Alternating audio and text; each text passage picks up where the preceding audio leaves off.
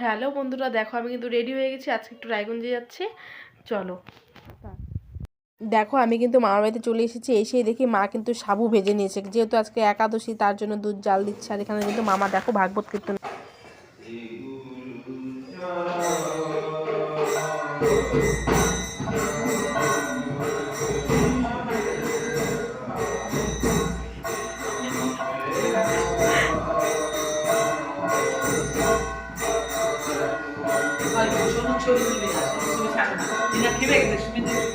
কোনটা?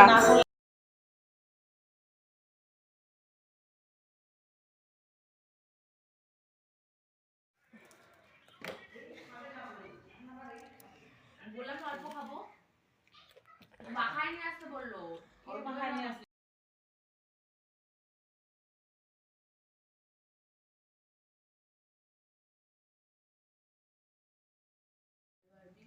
এ দেখো মামামকে দুধ খাওয়াচ্ছি সন্ধ্যায়। এটা বলে আমার মুড়ি, আমিও মুড়ি নিয়ে বসে পড়েছি, চা নিয়ে বসে পড়েছি, খাবো। দেখো এত বড় মেয়ে হয়ে গেছে, এখনো হলো ওকে শোয়া শোয়া খাওয়াতে হয়। দুধ দিয়ে ভালোভাবে খেতেই পারে না।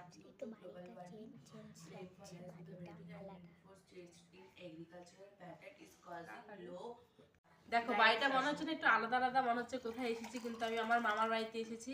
কারণ হলো আসার ব্লগটা আমি হলো করতে পারিনি, গাড়িতে প্রচন্ড ভিড় ছিল তাড়াহুড়ার মধ্যে, তার জন্য কিন্তু আমি করতে পারিনি। এখন দেখো আমি কিন্তু মামার বাড়িতে এসে ওকে কিন্তু দুধ খাওয়াচ্ছি আর আমিও চা মুড়ি খাচ্ছি।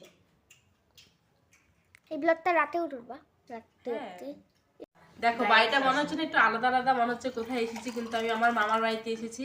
কারণ হলো আসার ব্লগটা আমি হলো করতে পারিনি, গাড়িতে প্রচন্ড ভিড় ছিল তাড়াহুড়ার মধ্যে, তার জন্য কিন্তু আমি করতে পারিনি। এখন দেখো আমি কিন্তু মামার বাড়িতে এসে ওকে কিন্তু দুধ খাওয়াচ্ছি আর আমিও চা মুড়ি খাচ্ছি। এই ব্লগটা রাতে উঠবা রাতে।